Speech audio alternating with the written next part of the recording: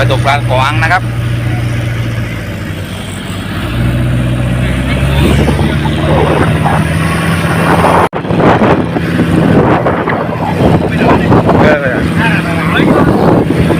ได้กี่เวลาเด้อยืดยาวไป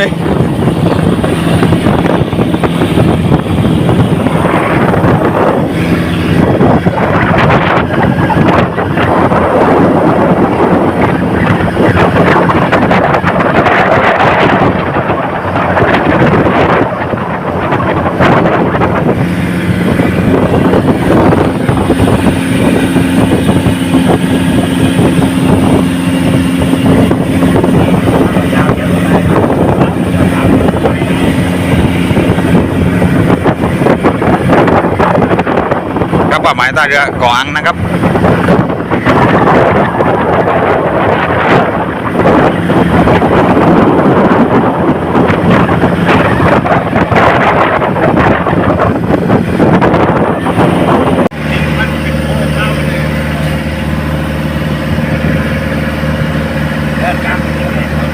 ครับใกล้จะถึงแล้วนะครับนั่งเรือประมาณ5 นาทีนะครับ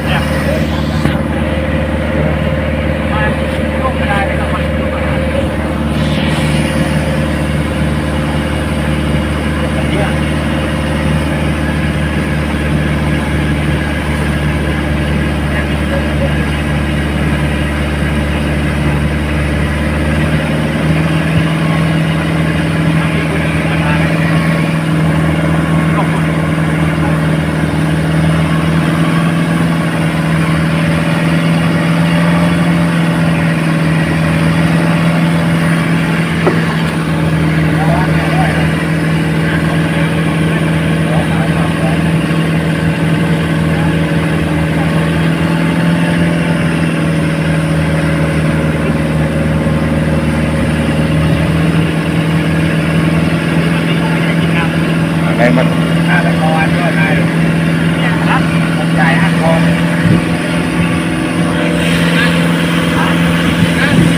แล้วได้เลยเนี่ยแม่นามันที่กูเหมือนเนี่ยเนี่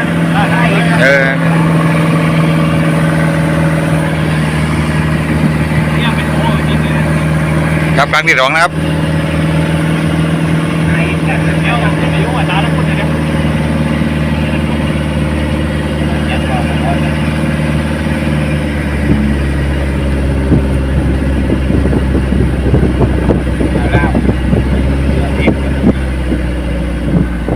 ได้ลูกครับถึงแล้วนะครับกันเลยกันเลย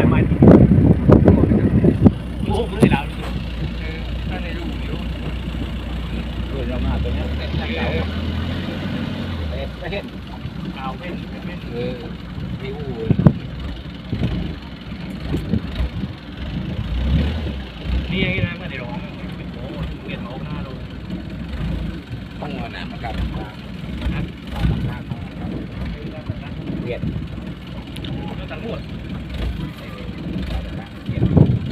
เดี๋ยวมาเดี๋ยวมาตัวเย็ดครับตัวเด็กนะครับกดมาเลยยกมานั่นหลอกเขา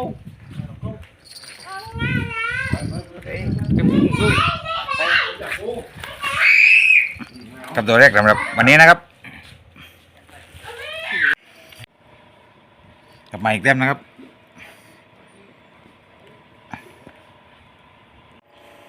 กลับมาแล้วนะครับเต็มแรกนะครับปลาจ้อยนกเก๋านะครับ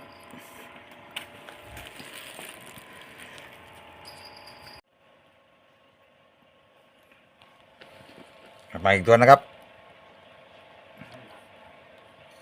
ปลาสีแก้วนะครับกลับมาอีก2 เต็มนะครับ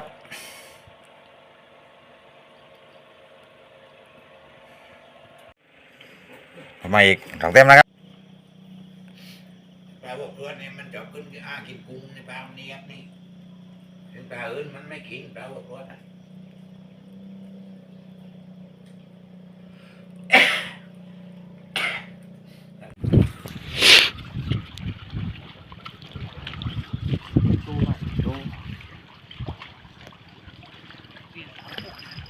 งงเตรียมน้ำไม่ต้องตัก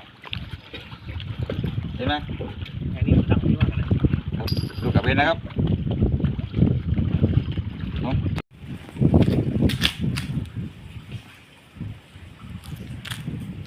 กลับมาสองเต็มนะครับให้ของเต็มนะครับลูกปลาเก๋านะครับทำทั้งหมดได้แค่นี้นะครับ